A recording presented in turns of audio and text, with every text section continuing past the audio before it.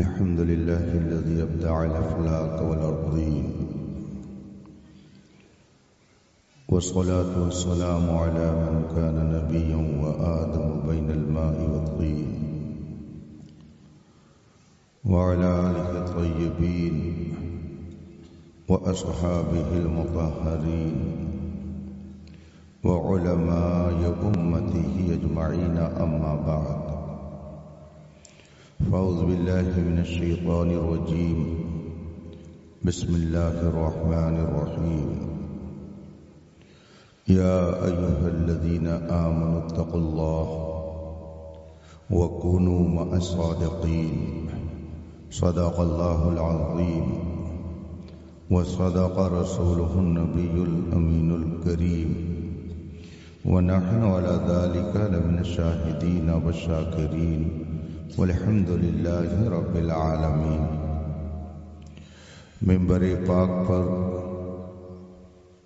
تشریف فرما علماء ذوی الاحترام، ثنا خوان مصطفیٰ، طالبان علوم نبوت، حاضرین باوقار، السلام علیکم ورحمۃ اللہ تعالی وبرکاتہ. کم کر دیجیے، آواز بہت تیز ہے. آواز بہت تیز ہے.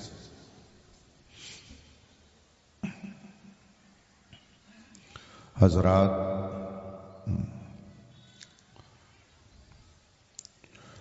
اس وقت ہم اور آپ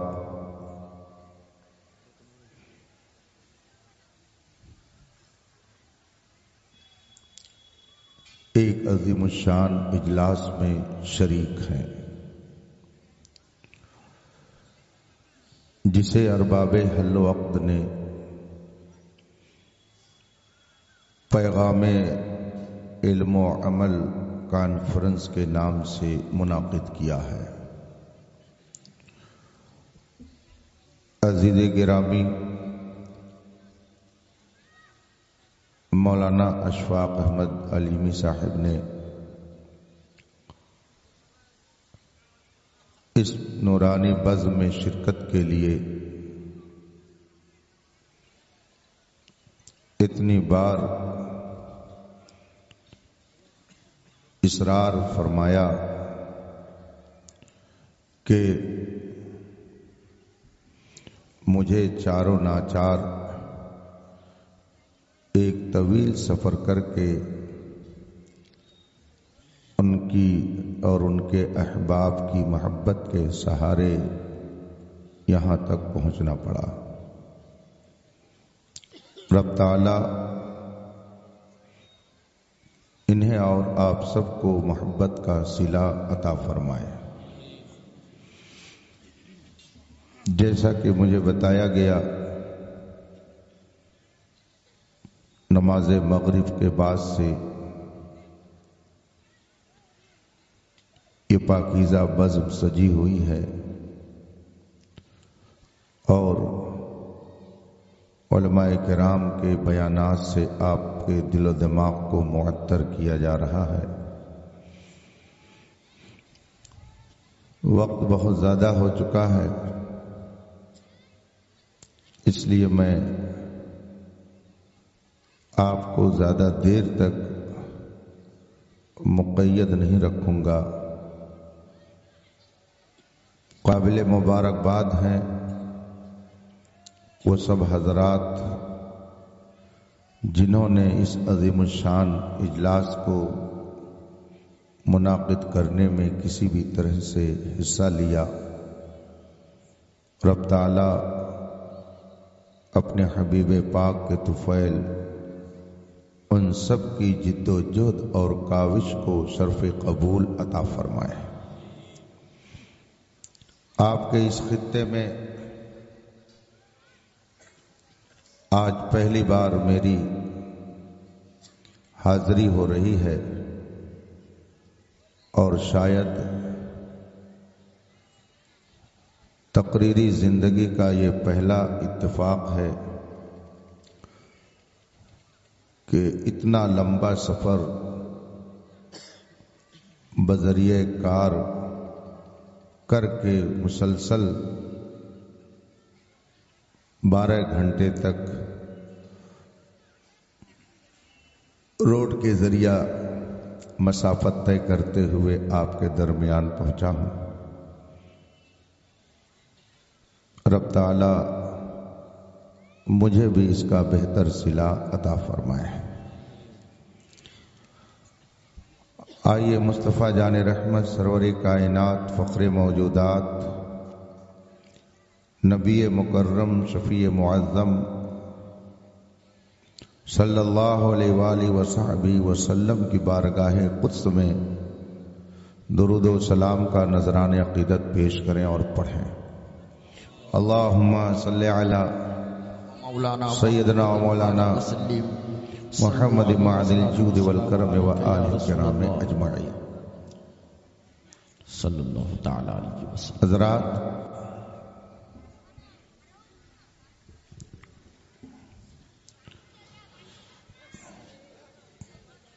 اللہ تبارک و تعالی نے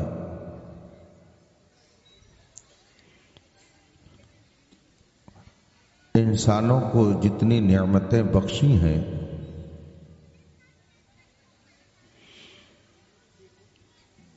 جتنے انعامات و اکرامات سے اس نے نوازا ہے انسان اس کو شمار نہیں کر سکتا۔ قرآن کریم میں اس کا فرمان موجود ہے وَإِن تَعُدُّوا نِعْمَةَ اللَّهِ لَا تُحْصُوهَا، اگر تم اللہ کی نعمتوں کو شمار کرنا چاہو تو شمار نہیں کر سکتے۔ اربوں خربوں نعمتیں اس نے انسانوں کو عطا فرمائی ہیں۔ ان نعمتوں میں دنیاوی اعتبار سے جن کو اہم اور بڑی نعمت شمار کیا جاتا ہے ان میں سے مال ہے، اولاد ہے، حسن و جمال ہے، عزت و شہرت ہے۔ یہ اہم نعمتیں مانی جاتی ہیں، بلکہ مال اور اولاد کے تعلق سے قرآن کریم نے خود فرمایا المال والبنون زینت الحیات الدنیا، مال اور اولاد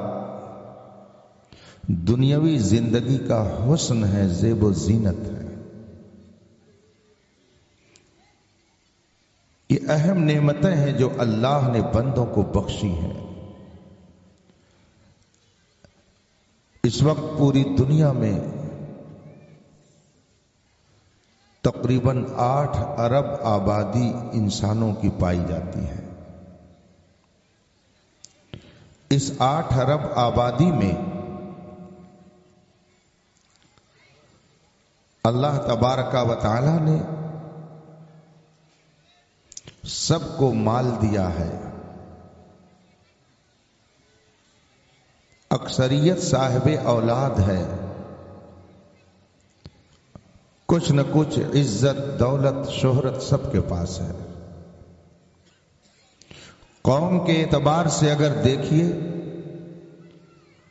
تو دنیا کی کوئی قوم ایسی نہیں ہے جس کے پاس مال نہ ہو، جس کے پاس اولاد نہ ہو، جس کے پاس شان و شوکت نہ ہو، جس کے پاس لاؤ لشکر نہ ہو۔ دنیا کے ہر قوم کو اللہ نے ان نعمتوں سے نوازا ہے، لیکن 8 ارب آبادی میں ایک سروے کے مطابق 6 ارب آبادی ایسی ہے جو ہمارے نبی کا کلمہ نہیں پڑھتی ہے۔ اس وقت پوری دنیا میں 6 ارب انسان ایسے ہیں جو رسول پاک اور نبی آخر الزماں کو نبی نہیں مانتے، رسول پاک کا کلمہ نہیں پڑھتے ہیں، اور 2 ارب آبادی جو کلمہ پڑھنے والوں کی ہے، جن کو اللہ نے کلمہ پڑھنے کی توفیق بخشی ہے، اس 2 ارب آبادی میں بھی نہ جانے کتنے ایسے لوگ ہیں کہ جن کا کلمہ پڑھنا نہ پڑھنا دونوں برابر ہے۔ مثلا کلمہ پڑھنے والوں کی ایک ٹولی کہتی ہے کہ اللہ تبارک و تعالی جھوٹ بول سکتا ہے۔ بتائیے ان کا کلمہ پڑھنا کیا انہیں کام دے سکتا ہے؟ ان کا کلمہ پڑھنا نہ پڑھنا دونوں برابر ہے، اس لیے کہ انہوں نے خدا کو عیبی مان لیا، قرآن کا انکار کر دیا۔ قرآن کریم میں اللہ تعالی نے ارشاد فرمایا وَمَنْ أَصْدَقُ مِنَ اللَّهِ قِيلًا، اللہ سے بڑھ کر سچی بات والا کون ہو سکتا ہے؟ مگر کلمہ پڑھنے کے باوجود ایک ٹولی کہتی ہے کہ خدا جھوٹ بول سکتا ہے۔ اس ٹولی نے کلمہ پڑھنے کے باوجود قرآن کا بھی انکار کیا اور حقیقت میں خدا کا بھی انکار کیا۔ اسی طرح سے قرآن کریم میں فرمایا گیا ما كان محمد ابا احد من رجالكم ولكن رسول اللہ وخاتم النبیین، یہ محمد عربی آخری نبی ہے، اب ان کے بعد قیامت تک کوئی نبی نہیں آ سکتا۔ لیکن کلمہ پڑھنے والوں کی ایک جماعت اسی دنیا میں پائی جاتی ہے کہ جو ہمارے نبی صلی اللہ علیہ وسلم کو آخری نبی نہیں مانتی۔ اڑیسہ، کرناٹک، کیرلا اور اس طرح سے بہت سارے ایسے علاقے ہیں جہاں پر قادیانیت مکمل طور سے کوشش میں لگی ہوئی ہے کہ نوجوانوں کے ذہنوں کو یرغمال بنایا جائے اور ان کو صراط مستقیم سے ہٹا دیا جائے۔ میرا اپنا مزاج ہے، میری اپنی عادت ہے، اور یہ عادت اور یہ مزاج اور یہ تربیت مجھے آقا نعمت حضور محدث کبیر کے ذریعہ ملی ہے۔ حضرت کے ساتھ مجھے طویل سفر کرنے کا موقع نصیب ہوا ہے، اور حضور تاج الشریعہ کا تو کہنا ہی کیا ہے، جس سمت آ گئے ہو سکے بٹا دیے۔ حضور محدث کبیر دامت ذل العالی کو میں نے دیکھا، وہ کسی شہر سے گزرتے ہیں تو پوچھتے ہیں اس شہر میں مسلم آبادی کتنی ہے، یہاں مدرسہ کتنا ہے، اس میں مسجد کتنی ہے، روڈ پر کون سی مسجد ہے۔ 7-8 گھنٹے کا بائی روڈ سفر، حضرت کو اتنا تجربہ کہ عصر کی نماز کے وقت ہمیں کہاں مسجد مل سکتی ہے، ڈرائیور سے کہیں گے وہاں چل کے روکنا۔ یہ ان کا حال ہے۔ میں ایک بار کیرلا گیا، میں ہوٹل میں ٹھہرا ہوا تھا، وہاں کے لوگوں سے میں نے احوال معلوم کیے۔ کالیکٹ ایک شہر ہے، میں نے پوچھا وہاں کے احباب سے اس شہر میں کس کس مکتب فکر کے لوگ پائے جاتے ہیں، تو انہوں نے چند ایک کا جو نام لیا اس میں قادیانیوں کو بھی نام لیا۔ میں نے کہا آپ کے شہر میں قادیانی بھی پائے جاتے ہیں؟ کہا ان کا باقاعدہ یہاں پہ ایک ادارہ ہے اور گنتی کا 1000 مکان ان کی نگرانی میں ہے، 1000 مکانوں میں رہنے والے لوگ قادیانی مذہب کے فالوور ہیں۔ مجھے حیرت ہوئی کہ یہ علم کا شہر ہے مگر قادیانیت نے وہاں پہ جڑ پکڑ رکھی ہے۔ مجھ سے نہ رہا گیا، رات میں 11 بج رہے تھے، میں نے اپنے احباب سے کہا کہ میں اس سینٹر کو دیکھنا چاہتا ہوں۔ ہوٹل سے نیچے اترے، اور پھر گاڑی میں بیٹھے. تھوڑی دیر کے بعد ایک گیٹ کے سامنے ہماری گاڑی رک گئی. اندر داخل ہو گئے. دیکھا تو مرزا غلام احمد قادیانی کا تعارف، اس کا انٹروڈکشن، اس کے بغل میں اس کے جو نائبین تھے ان کا تذکرہ، اور سامنے 4 منزلہ عمارت کھڑی ہے، مسجد ہے، ان کے مولوی ہیں، ان کے مبلغ ہیں، اور وہ دن رات ایک کیے ہوئے ہیں کہ نوجوانوں کو کس طریقے سے قادیانی بنایا جائے. کلمہ اور نماز کے نام پر یہ تحریک پوری دنیا میں کام کر رہی ہے، اور ہمارے نہ جانے کتنے نوجوان کالج میں پڑھنے والے بچے اپنے عقیدے کو برباد کر چکے ہیں. کلمہ پڑھنے والوں کی یہ جماعت ہندوستان میں بھی کثرت سے پائی جاتی ہے، جو کھلم کھلا مرزا غلام احمد قادیانی کو نبی مانتی ہے. کیا ان کا کلمہ پڑھنا انہیں مفید ہوگا؟ ان کا کلمہ پڑھنا نہ پڑھنا دونوں برابر ہوا. کلمہ پڑھنے والوں کی ایک جماعت اسی ہندوستان میں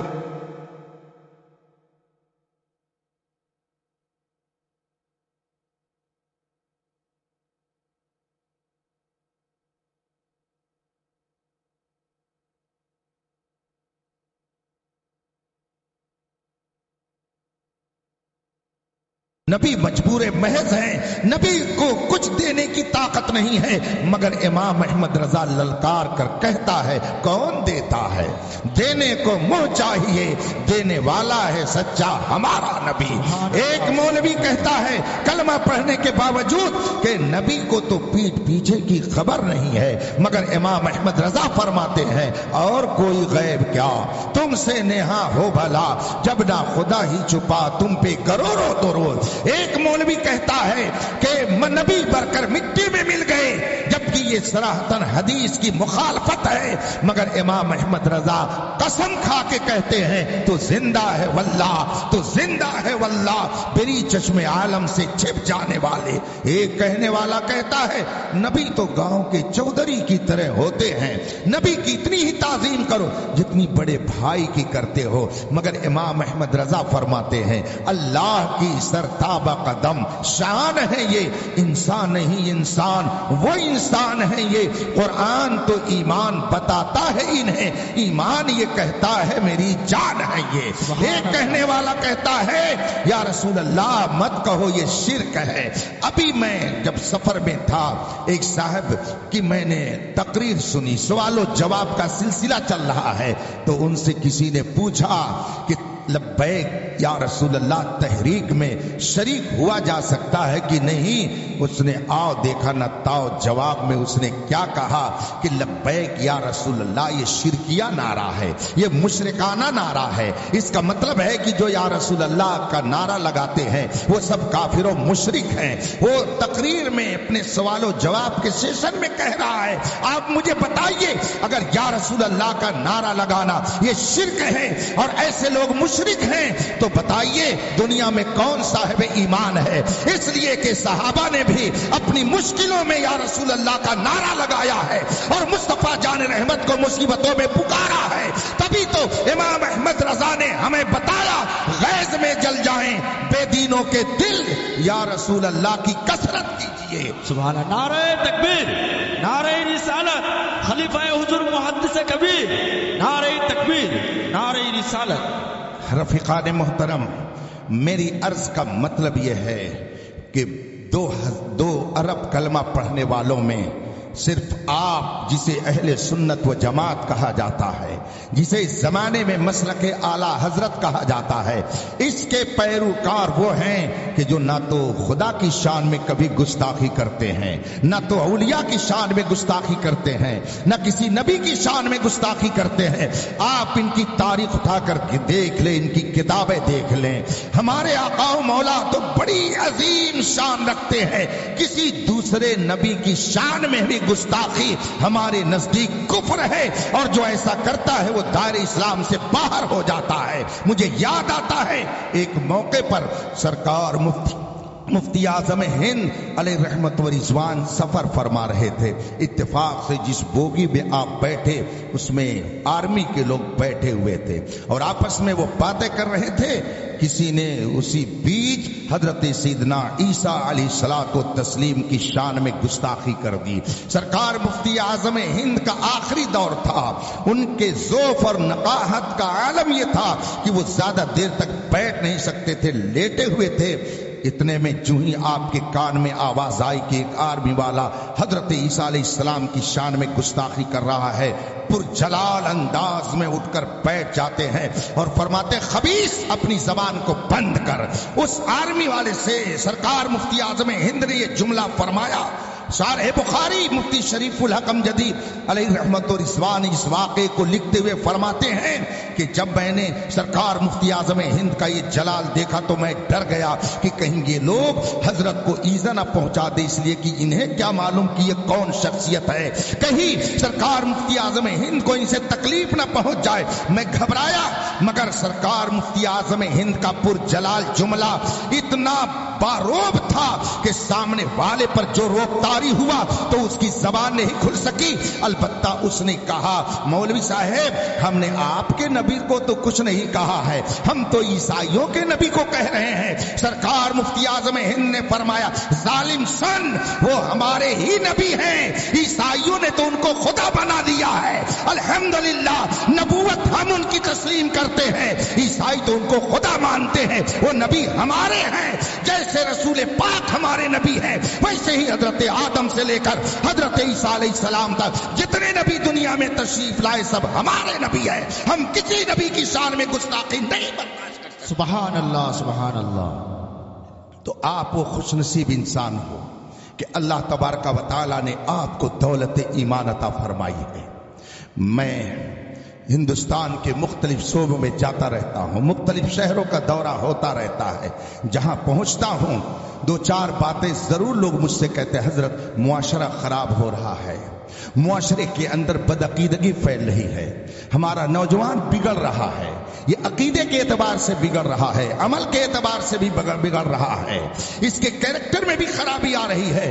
میں نے بہت گہرائی سے اس کا جائزہ لیا اور اس نتیجے پر پہنچا کہ ساری برائیوں کی جڑ جہالت ہے, ساری برائیوں کی جڑ جہالت ہے. اس لیے کہ اگر کوئی شرک کرتا ہے تو جہالت کی بنیاد پر, نبی کی گستاخی کرتا ہے تو جہالت کی بنیاد پر, اور اگر کوئی شراب نوشی کرتا ہے تو جہالت کی بنیاد پر, کوئی بدکاری میں ملوث ہے تو جہالت کی بنیاد پر. اس لیے کہ ہم نے مکے کی تاریخ پڑھی ہے. رسول پاک صلی اللہ علیہ وسلم نے جب مکے کے لوگوں کے سامنے ایک خدا کو ماننے کی تبلیغ فرمائی اور آپ نے کہا خدا ایک ہے اسے مانو, تو سب سے پہلے مکے کے لوگوں نے آگے بڑھ کر کے نبی کو تکلیف دینی شروع کی. میرے آقا صلی اللہ علیہ وسلم نے اس موقع پر یہ نہیں فرمایا کہ اے اللہ میری قوم کو ہدایت دے دے, ان کے پاس پیسہ نہیں ہے.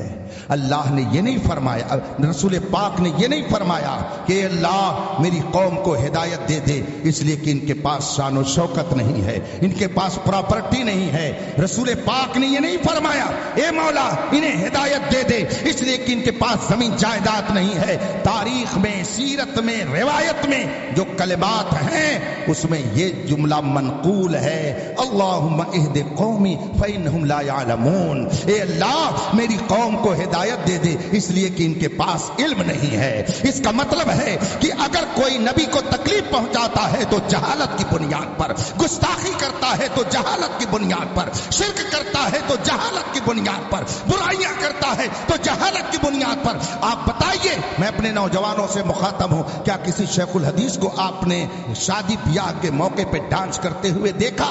کیا آپ نے کسی شیخ الحدیث کو چوراہے پہ شراب پیتے ہوئے دیکھا؟ کیا آپ نے کسی مفتی, فقیہ اور ذمہ دار عالم کو شراب پی کر کسی کی عزت پر حملہ کرتے ہوئے دیکھا؟ کیا آپ نے برائیوں میں کسی کو ملوث دیکھا؟ یہ شیخ الحدیث, یہ علماء, یہ مفتیان کرام, یہ فقہاء اسلام کیوں آخر برائیوں سے بچے ہوئے ہیں؟ اس لیے کہ اللہ نے انہیں علم کی دولت عطا فرمائی. سبحان اللہ سبحان اللہ. نعرہ تکبیر, نعرہ تکبیر.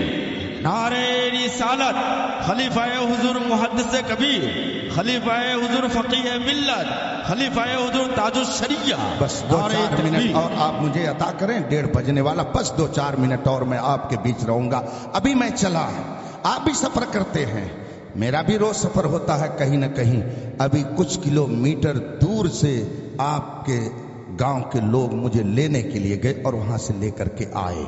अगर वो न गए होते तो मुझे जगह जगह रास्ता पूछना पड़ता, रुक करके मुझे मालूम करना पड़ता कि किस रोड से मुझे जाना है, इसलिए कि रास्ते में कई रास्ते निकले हुए हैं, कई राहें निकली हुई हैं, किस पर मुझे मुड़ना है और कहाँ जाना है। अगर कोई मेरा रहबर न हो, मुझे रास्ते का इल्म न हो, तो मैं आसानी से मंजिल तक नहीं पहुंच सकता हूं। आप जरा सोचिए कि अगर 25 किलोमीटर का रास्ता बगैर इल्म के नहीं तय किया जा सकता है, जो बार बार रास्ते पर आता जाता है वो जानता है कि कहां ब्रेकर है, कहां गड्ढा है, कहां खड्डा है, कहां मुझको स्पीड कम करनी है और कहां तेज करनी है। जो बार बार रास्ते पर आता जाता है वो उसे जानता है, इसलिए वो अपनी सवारी को आसानी से लेकर चला जाएगा। लेकिन जो न जानता हो कि ब्रेकर कहां कहां है, किस रास्ते से मुड़ना है, बताइए क्या वह आसानी से मंजिल तक पहुंच जाएगा? क्या वह आसानी से रास्ता तय कर लेगा? अगर 25 किलोमीटर का रास्ता बगैर जानकारी के सही ढंग से आप नहीं तय कर सकते हैं, तो ये 70 साल की जिंदगी का दीनी रास्ता बगैर इल्म के आप कैसे तय कर सकते हैं? इसलिए अगर आप ये चाहते हैं कि आपका अकीदा सलामत रहे, आपका ईमान सलामत रहे, आप बाकिरदार रहे, बागुफ्तार रहे, बाअखलाक रहे, रसूल पाक के वफादार रहे, तो सबसे पहले मुस्तफा के लाए हुए इल्म को हासिल कीजिए। इंशाअल्लाह इल्म की बरकत से मुस्तफा की वफादारी आपके अंदर पैदा। सुभान अल्लाह, सुभान अल्लाह। मगर एक बात और सुन लीजिए, इल्म 2 तरह का होता है। एक इल्म रहमानी होता है और एक इल्म शैतानी होता है। चमकता जो नजर आए वो सब सोना, अगर दुनिया में रहना है तो कुछ पहचान पैदा कर। रसूल पाक सल्लल्लाहु अलैहि वसल्लम ने इरशाद फरमाया, इन्ना खैरल खैर खयारुल उलमा, इन्ना शर्र शर्र शरारुल उलमा। दुनिया के अंदर जितनी अच्छी चीजें हैं उन सब में सबसे अच्छी चीज अच्छे उलमा हैं, और दुनिया के अंदर जितनी खराब चीजें हैं उन सब में सबसे खराब चीज खराब उलमा हैं। इसलिए कि जब उलमा संवरते हैं तो मुआशरा संवरता है, उलमा मुज़य्यन होते हैं तो मुआशरा मुज़य्यन होता है, उलमा बाकिरदार होते हैं तो पब्लिक और रियाया बाकिरदार होती है। उलमा बिगड़ते हैं तो समाज बिगड़ता है, उलमा बिगड़ते हैं तो मुआशरा बिगड़ता है। एक मौलवी दिल्ली में पैदा हुआ जिसका नाम मौलवी इस्माइल देहलवी है, उसने कदम आगे बढ़ाया तो एक मुआशरे को खराब कर दिया, पूरा मुआशरा खराब हो करके वहाबियत की गोद में चला गया। मगर बरेली में एक आलिम पैदा हुआ जिसने ऐसा इनकलाब बर्पा किया कि पूरी दुनिया कह रही है, डाल दी कल्ब में अजमत मुस्तफा सैयदी आला हजरत पे लाख। सुभान अल्लाह, आलिम बनता है तो मुआशरा संवरता है, आलिम बिगड़ता है तो मुआशरा बिगड़ता है। तारीख उठा करके देखिए, किसी भी बातिल फिरके का फाउंडर और बानी कोई जाहिल नहीं मिलेगा, इल्म वाला ही मिलेगा। फिरके मुर्जिया हो कि कदरिया, जबरिया हो कि मुतज़िला, मुजस्समा हो कि मुअत्तिला, जितने बातिल फिरके हैं हर फिरके का बानी कोई ना कोई आपको मौलवी मिलेगा, कोई दीन का आलिम कहलाने वाला ही मिलेगा। इसीलिए रसूल पाक ने फरमाया कि उलमा में अच्छे उलमा वो हैं जिनका किरदार, जिनका अकीदा अच्छा। इन्ना खैरल खैर खयारुल उलमा, दुनिया के अंदर जितनी अच्छी चीजें हैं उन सब में सबसे अच्छी चीज अच्छे उलमा है। ये संवरेंगे मुआशरा संवरेगा, ये बिगड़ेंगे मुआशरा बिगड़ेगा। अब अच्छे उलमा कौन है? आप कहेंगे हजरत ये भी तो जुब्बे साफे में है, ये भी तो जुब्बे साफे में है। दोनों तरफ के लोग कुरान पढ़ रहे हैं, दोनों तरफ के लोग हदीस सुना रहे हैं, आखिर हम माने तो किसकी माने, समझे तो किसकी समझें? तो मेरे भाइयों बस आखिरी बात, آپ بہت ہوشیار ہیں، میں خوب جانتا ہوں۔ دیہات میں جب میں کہیں جاتا ہوں تو یہ مثال پیش کر کے میں ضرور لوگوں کے سمجھ سے اس بات کو قریب کرتا ہوں کہ آپ کتنے سمجھدار ہیں۔ آپ یہاں پر بیٹھے ہوئے ہیں، اتفاق سے یہ چاندنی لگی ہوئی، اس کے پیچھے کیا ہے آپ دیکھ رہے ہیں؟ اس کے پیچھے کیا چیز ہے آپ کو نظر آ رہا ہے؟ نہیں نظر آ رہا، لیکن اگر ایک آواز آ جائے اور وہیں سے ایک آواز آپ سنیں اور وہ آواز ہو میاؤں میاؤں کی، میں آپ سے پوچھوں کہ کیا ہے، تو آپ کیا جواب دیں گے؟ بس آخری بات، کیا جواب دیں گے؟ دیکھیے، آپ کو ذرا بھی سوچنے کی ضرورت نہیں پڑی، ذرا بھی سوچنے کی ضرورت نہیں پڑی کہ بلی ہے، فوراً آپ نے بتا دیا۔ آپ نے مجھ سے مہلت لی کہ حضرت ہم تو دیکھ نہیں رہے ہیں کہ اس کے پیچھے کیا ہے، ذرا موقع دیجئے چل کر کے ہم تھوڑی تحقیق کر لیں، دیکھ لیں کہ وہاں پر کیا ہے، پھر آپ کو جواب دیتے ہیں۔ آپ نے مہلت لی؟ نہیں لی، آپ نے فوراً بتا دیا کہ بلی ہے۔ اور اگر بھوں بھوں کی آواز سن لیتے تو کیا کہتے؟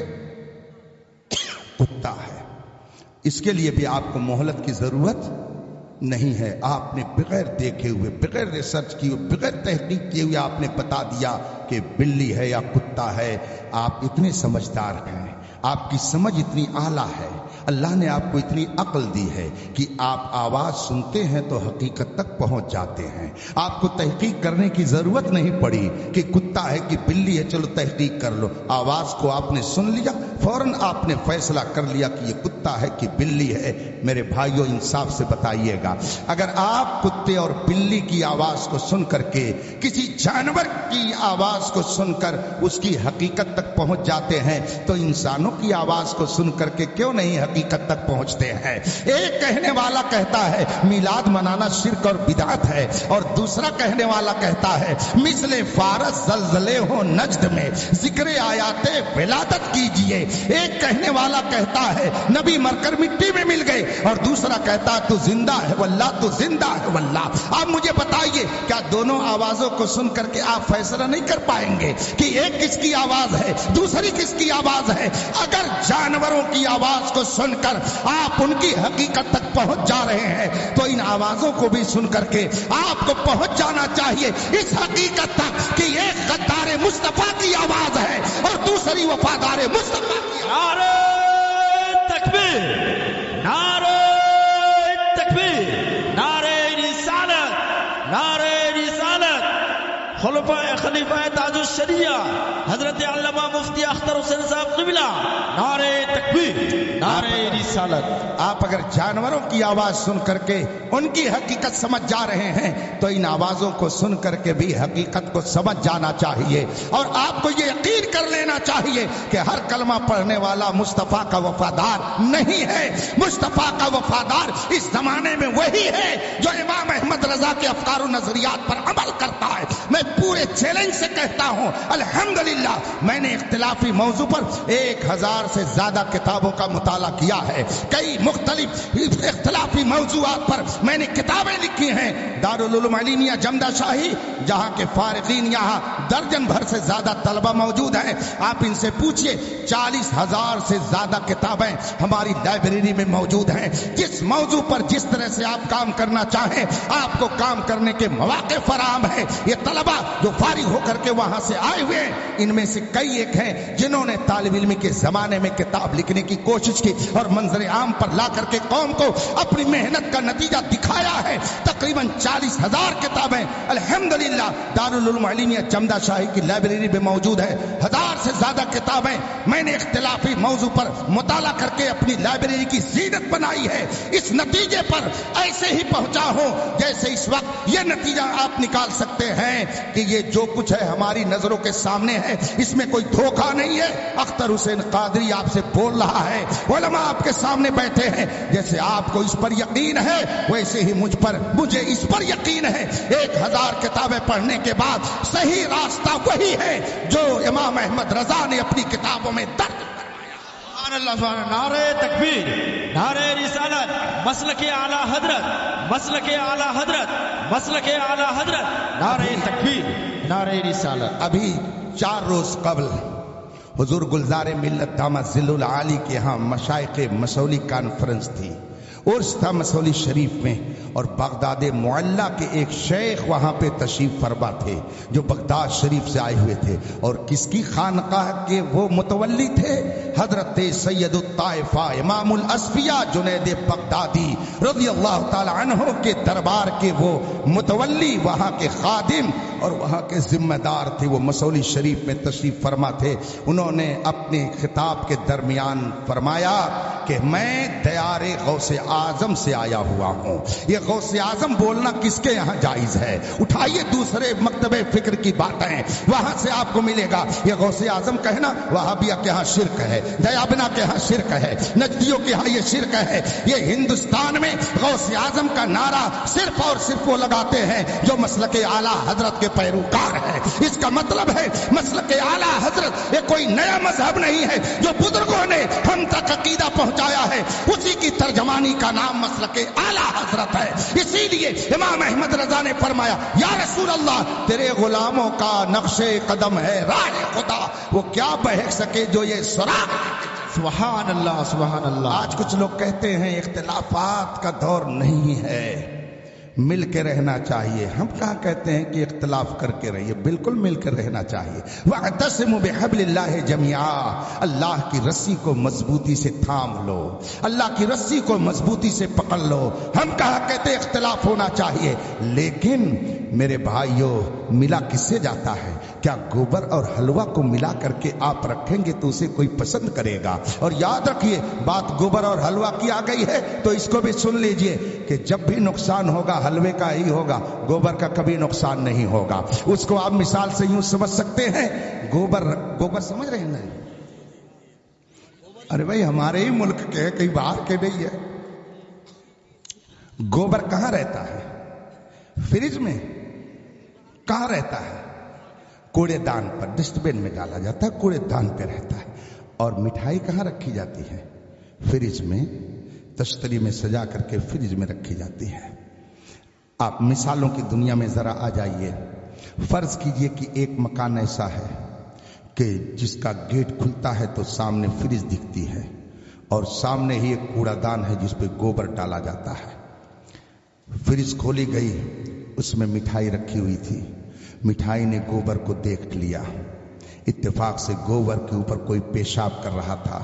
محترمہ مٹھائی کو ترس آ گیا اور اس نے جناب گوبر سے کہا آ جاؤ، قریب آ جاؤ۔ اس نے موقع غنیمت سمجھا، تن سے پہنچ گیا مٹھائی کے پاس، اور دونوں نے مصافحہ کیا، معانقہ کیا، خوب گلے ملے، خوب آپس میں محبت کا اظہار کیا، دونوں ایک دوسرے سے گلے مل گئے۔ جناب گوبر محترمہ مٹھائی، دونوں نے خوب مصافحہ معانقہ کیا۔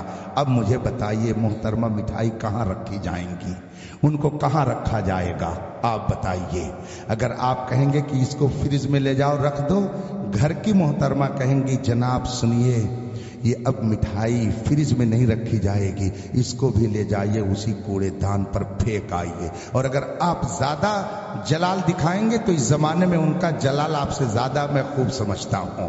اگر کوئی حکومت کرتا ہے تو باہر کرتا ہے، گھر میں آئے گا تو کہا جائے گا ذرا بلب جلا دیجئے، ذرا پنکھے کا بٹن دبا دیجئے، گرمی زیادہ لگ رہی ہے، بچے کو ذرا اٹھا کر کے وہاں کر دیجئے۔ حکومت باہر چلے گی، اندر کم چلتی ہے۔ سب لوگ اس کو اچھی طرح سے سمجھ رہے ہیں اور اس کو سمجھنا چاہیے۔ تو اگر آپ کہیں گے نہیں فریج کے اندر ہی رکھی جائے گی یہ مٹھائی، محترمہ کہیں گی جناب فریج اگرچہ خرید کر کے آپ لائے ہیں لیکن صفائی کا کام میں کرتی ہوں، اس لیے اب یہ فریج میں نہیں رکھی جائے گی مٹھائی، لے جائیے اسے کوڑے دان پر پھینک آئیے۔ اور اگر آپ زیادہ زبردستی کریں گے تو ایک ہاتھ مارے گی، فریج کی مٹھائی بھی نہ جانے کہاں چلی جائے گی، آپ کچھ نہیں کر پائیں گے۔ مجبوراً آپ اس مٹھائی کو بھی لے جا کر کے کوڑے دان پر آگے بولیے پھینک دیں گے۔ بتائیے نقصان کس کا ہوا؟ مٹھائی کا ہوا کہ گوبر کا ہوا؟ جناب گوبر تو پہلے وہی تھے، اب بھی وہیں پر ہیں۔ البتہ محترمہ مٹھائی کا نقصان ہو گیا کہ وہ پہلے فریج میں رہتی تھی، ٹھنڈے مکان میں اے سی میں رہتی تھی، مگر جب اس نے دوستی کر لی گوبر سے تو اس کو بھی اٹھا کر کے اسی کوڑے دان پر پھینک دیا گیا۔ مٹھائی کا نقصان ہوا، گوبر کا کچھ نہیں نقصان ہوا۔ میرے بھائیوں جو سنی صحیح عقیدہ عقیدہ ہے، ان کا عقیدہ مٹھائی سے بھی زیادہ قیمتی ہے، مٹھائی سے بھی زیادہ عمدہ ہے۔ اگر آپ بدعقیدوں سے دوستی کریں گے ان کا کچھ نہیں نقصان ہوگا۔ رسول پاک کے فرمان کے مطابق کلہم فی النار، جتنے باطل فرقے ہیں سب جہنمی ہیں، ایک فرقہ اہل سنت و جماعت جنتی ہے۔ اگر آپ نے ان سے دوستی کی ان کا کچھ نہیں نقصان ہوگا، وہ تو پہلے بھی جہنمی تھے اب بھی جہنمی ہے۔ نقصان آپ کا ہوگا کہ جنت کی بہاروں سے اٹھا کر جہنم کے گدھے میں پھینک دیے جائیں۔ سبحان اللہ سبحان اللہ، نعرہ تکبیر، نعرہ رسالت، مسلک اعلی حضرت حضرت علامہ مفتی اختر حسین صاحب قبلہ، نعرہ تکبیر، نعرہ رسالت۔ بڑی آسانی سے آپ کہہ دیتے ہیں سب برابر ہیں۔ فرض کیجئے یہی بات ایک انجینئر کہے کہ سب برابر ہیں، جتنے کلمہ پڑھنے والے ہیں میں سب کو برابر سمجھتا ہوں، اسی انجینئر کے سامنے لے جا کر کے ایک بھنگی کو کھڑا کر دیجئے اور کہہ دیجئے جناب میں آپ کو اور اس بھنگی کو برابر سمجھتا ہوں، کیا وہ اس کو تسلیم کر لے گا؟ اس کو تسلیم کر لے گا؟ ایک انجینئر کہے میں تو سب کو برابر سمجھتا ہوں اور اس کے سامنے 4th کلاس کے ایک آدمی کو لے جا کر کے کھڑا کر دیجئے اور کہہ دیجئے جناب میں دونوں کو برابر سمجھتا ہوں۔ ایک خوبصورت ہینڈسم نوجوان کے سامنے ایک کالے کلوٹے گانے کو لے جا کے کھڑا کر دیجئے اور کہہ دیجئے جناب میں دونوں کو برابر سمجھتا ہوں، آپ دونوں ایک ہی کیٹیگری کو۔ ارے کیسے تم نے یہ کہہ دیا؟ میری تم نے توہین کر دی، اس کو میرے بغل میں لا کے کھڑا کر دیا، تم نے میری توہین کر دی۔ انجینئر اور بھنگی برابر نہیں ہو سکتے ہیں، اور اگر کوئی ان کو برابر کرے تو اپنی توہین سمجھیں گے۔ اگر یہ دونوں برابر نہیں ہو سکتے ہیں تو بتائیے وفادار مصطفیٰ اور غدار مصطفیٰ بھلا کیسے برابر ہو سکتے ہیں؟ بے شک بے شک، دونوں میں کیسے برابری کی جا سکتی ہے؟ قرآن فرماتا ہے هل يستوي الاعمى والبصير، کیا بینا اور نابینا دونوں برابر ہو جائیں گے؟ کیا دھوپ اور چھاؤں یہ دونوں برابر ہو جائے گی؟ کیا نیکی اور بدی دونوں برابر ہو سکتی ہے؟ کیا حق اور باطل دونوں برابر ہو سکتا ہے؟ قرآن کہے یہ دونوں برابر نہیں ہو سکتے، اور یہ ویل اپ ٹو ڈیٹ صاحب کہہ رہے ہیں سب برابر ہے۔ تمہیں کالی گھٹاؤں کا نہیں پہچاننا آیا، نشیمن سے دھواں اٹھتا ہے تم کہتے ہو ایمان اور کفر برابر ہو سکتا ہے؟ نہیں ہو سکتا ہے۔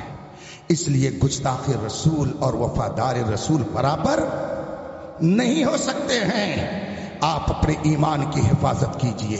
امام احمد رضا نے 100 سال پہلے فرمایا تھا سونا جنگل رات اندھیری چھائی بدلی کالی ہے، سونے والوں جاگتے رہیو، چوروں کی رکھوالی ہے۔ پہلے چور کٹاری لے کے آتا تھا، چھری لے کے آتا تھا، کٹا لے کے آتا تھا، بندوق لے کر آتا تھا، لاٹھی لے کے آتا تھا، بھالا لے کے آتا تھا، فرسا لے کر چوری کرتا تھا۔ مگر اب چور ہوشیار ہو گیا ہے، اب چور جبے میں آتا ہے، چور صافے میں آتا ہے، چور تسبیح لے کر آتا ہے، چور قرآن لے کے آتا ہے، چور حدیث لے کر کے آتا ہے۔ اس لیے کہ اب وہ چور نہیں رہ گئے جن کو پیسے کی ضرورت ہو۔ پیسہ تو بے تحاشا ہے، دولت تو بے تحاشا ہے۔ روپیہ کا جب بند ہونے کا مسئلہ آیا، 500 نوٹ بندی کا جب زمانہ تھا، جتنے رکشوان تھے سب لکھپتی پتہ چل گئے کہ ان کے پاس کتنا پیسہ رکھا ہوا ہے۔ تو اب چور کو آپ کے پیسے کی ضرورت نہیں ہے، اب چور آ رہا ہے آپ کے ایمان پہ ڈاکہ ڈالنے کے لیے، اب چور آ رہا ہے آپ کے عقیدے کو برباد کرنے کے لیے، اب چور آ رہا ہے آپ کے کردار کو برباد کرنے کے لیے۔ ہندوستان کے ایک صوبے میں ایک بار میں گیا، وہاں کے کچھ دانشوروں نے، کچھ ہمدردوں نے آ کر کے مجھ سے وہاں کی داستان سنائی، اور انہوں نے کہا کہ حضرت ہمارے یہاں کا ماحول بہت خراب ہو گیا۔ ہم نے کہا وہ کیا ہوا؟ کہا ہمارے یہاں کے نوجوان اب تک نشہ کے عادی نہیں تھے، مگر اسلام دشمن طاقتوں نے پلان کے تحت ان کو نشے کا عادی بنا دیا۔ ہم نے کہا اس کا مقصد کیا ہے؟ کہا انہوں نے 2 مقصد کے تحت یہ کام کیا ہے، اور یہ جو تحریک چلائی ہے 2 مقصد کے تحت چلائی۔ ہم نے کہا وہ 2 مقصد کیا تھا؟ کہا ایک مقصد تو یہ کہ مسلمانوں کے اندر سے جو ڈیفنس انرجی ہے، قوت مدافعت ہے، جذبات جو اس کے اندر ہے وہ ختم ہو جائے، اور قوت مدافعت جس کو ڈیفنس انرجی کہا جاتا ہے یہ ختم ہو جائے، اور یہ ناکارہ رہیں، کسی کام کے لائق نہ ہو، یہ قومی ہمدردی نہ رکھیں، یہ جذبہ دینی نہ رکھیں، ان کے جذبے کو ختم کر دیا جائے۔ اس لیے کہ جب آدمی نشے کا عادی ہو جاتا ہے تو اندر کی طاقت اس کی ختم ہو جاتی ہے، اندر سے وہ کھوکھلا ہو جاتا ہے، اس کے جذبات سرد پڑ جاتے ہیں، اور چند سالوں کے بعد وہ ناکارہ موت کے منہ میں چلا جاتا ہے۔ تو ایک مقصد اسلام دشمن تحریکوں کا یہ ہے کہ ان کے اندر سے ڈیفنس انرجی کا خاتمہ کر دیا جائے اور ان کی قوت مدافعت کا خاتمہ ہو جائے. اور دوسرا ان کا پلان یہ ہے کہ آدمی جب نشے کا عادی ہوگا تو چند سالوں کے بعد اس کے چہرے کا حسن ختم ہو جائے گا, رونق اس کی ختم ہو جائے گی. اور جب چہرے کا حسن ختم ہو جائے گا, رونق ختم ہو جائے گی, جب معاشرے میں سب ایسے ہی رہیں گے تو آپ کے گھر کی بچیاں آٹومیٹک دوسروں کی طرف نظریں اٹھائیں گے. اس کا نتیجہ ہوگا کہ وہ اپنی عزت کو نیلام کرنے کے ساتھ ساتھ معاشرے کی عزت کو بھی نیلام کریں گے. ان دو مقاصد کے تحت پری پلان ہمارے نوجوانوں کو نشے کا عادی بنایا جا رہا ہے. میں نے جب غور کیا, ہندوستان کے شرق سے لے کر غرب تک چاروں طرف یہ تحریک کام کر رہی ہے. اس لیے خدا را اپنے گرد و پیش کے حالات کو دیکھیے. اگر آپ چاہتے ہیں کہ آپ کی نسلیں محفوظ رہیں اور یہ مصطفیٰ کی وفادار رہے تو علم و عمل کی پاکیزگی لائیے اور اپنے نوجوانوں کو اور اپنی نسلوں کو برائی کی طرف جانے سے بچائیے, تاکہ یہ رہیں تو مصطفیٰ کے وفادار بن کے رہیں اور دنیا سے جائیں تو مصطفیٰ کے وفادار بن کے رہیں. نعرہ تکبیر, نعرہ رسالت, مسلک اعلی حضرت خلیفہ تاج الشریعہ حضرت علامہ مفتی اختر حسین صاحب قبلہ, نعرہ تکبیر, نعرہ رسالت. پیغام علم و عمل کانفرنس میں میری طرف سے یہ پیغام آپ لے کر کے جائیں کہ آپ دنیا کے کسی گوشے میں رہیں مگر فخر اس پر کریں کہ آپ کا رشتہ غوث و خواجہ سے ملتا ہے. آپ کے ہاتھوں میں دامن امام احمد رضا کا ہے. آپ دنیا کے کسی گوشے میں رہیں مگر فخر اس پر کریں کہ رب قدیر نے آپ کے ہندوستان میں امام احمد رضا جیسا مجدد پیدا فرمایا ہے. اس لیے کہ یہ میں نہیں کہتا, یہ عرب و عجم کے لوگ کہتے ہیں. عرب و عجم کے لوگ کہتے ہیں. وہی شیخ بغداد جو آئے ہوئے تھے مسولی شریف میں, چند سال پہلے میں بغداد معلّہ گیا ہوا تھا اور میری ملاقات وہاں حضرت جنید بغدادی رضی اللہ تعالی عنہ کے آستانے پر ان سے ہوئی تھی. پہلی ملاقات تھی میری. میں نے سلام کر کے ان سے خیریت پوچھی اور عربی میں جب میں نے ان سے گفتگو کی تو انہوں نے سمجھ لیا کہ یہ عربی زبان کچھ بول لیتا ہے. گفتگو دراز ہوئی تو انہوں نے مجھ سے پوچھا تھا نام کیا ہے, آئے کہاں سے ہو. میں نے کہا میں ہندوستان سے آیا ہوں, میرا نام اختر حسین قادری ہے. جب انہوں نے سمجھ لیا کہ یہ قادری ہے اور سنی ہے, ہندوستان سے آیا ہوا ہے, تو انہوں نے فوراً مجھ سے ایک سوال کیا تھا. سوال انہوں نے فوراً مجھ سے کیا, هل تعرف الشیخ امام احمد رضا الہندی, کیا تم ہندوستان کے امام احمد رضا کو پہچانتے ہو. ان کا یہ سوال تھا. انہوں نے مجھ سے یہ سوال کیوں کیا؟ اس لیے کہ جب انہوں نے سمجھا کہ یہ ہندوستان سے آیا ہے, یہ سنی ہے, تو سنی تو وہی ہندوستان میں ہوتا ہے جسے امام احمد رضا کی تعلیمات پر عمل کی سعادت ملتی ہے. انہوں نے مجھ سے پوچھا کیا تم امام احمد رضا کو جانتے ہو. میں نے کہا ہوا فی قلبی, وہ تو میرے دل میں ہے, میری آنکھوں میں ہے, میرے سر پر ہے. فوراً انہوں نے میرا ہاتھ پکڑا اور فرمایا الحمدللہ نحن نعرف الامام احمد رضا بتعلیفاتی, ہم بھی امام احمد رضا کو ان کی کتابوں کے ذریعہ جانتے ہیں, ہم بھی ان سے محبت کرتے ہیں, ہم بھی ان کی تعلیمات کو سمجھتے ہیں. اس سے پتا چلا ہندوستان کا کوئی آدمی بیرون ہند جائے اور کہے میں سنی ہوں تو نہ کسی خانقاہ سے پہچانا جاتا ہے, نہ کسی درسگاہ سے پہچانا جاتا ہے, نہ کسی اور شخصیت سے پہچانا جاتا ہے. ہندوستان کا ہندوستانی سنی اگر بیرون ہند پہچانا جاتا ہے تو امام احمد رضا کے نام سے پہچانا. نعرہ تکبیر, نعرہ رسالت, مسلک اعلی حضرت, مسلک اعلی حضرت, مسلک اعلی حضرت, نعرہ تکبیر, نعرہ رسالت. کوئی لاکھ آپ کو بہکائے, لاکھ آپ کے سامنے دلیلیں پیش کرے, آپ کہہ دیجئے ہمارے بزرگوں نے جو ہم کو عقیدہ بتایا ہے ہم اسی پر قائم رہیں گے, ہمیں دلیل دو مت دو. اگر دلیل سنانے کی ضرورت ہے تو جاؤ ہمارے علماء کے پاس, ان کو سنا دو. جب ان کو سنانے جاؤ گے تب پتا چلے گا کہ تمہارا پائجامہ ڈھیلا ہوا ہے یا پائجامہ گیلا ہوا ہے, وہاں پتا چلے گا. اگر تم کو بحث کرنی ہے, مناظرہ کرنا ہے, علماء کے پاس جاؤ. ہم تو اپنے علماء کی باتوں پر آنکھ بند کر کے عمل کریں گے اور ہم یہی کہیں گے زندگی یہ نہیں ہے کسی کے لیے, زندگی ہے نبی کی, نبی کے لیے. مسلک اعلی حضرت پہ قائم رہو، زندگی دی گئی ہے۔ وآخر دعوانا الحمدللہ رب العالمین۔ السلام علیکم۔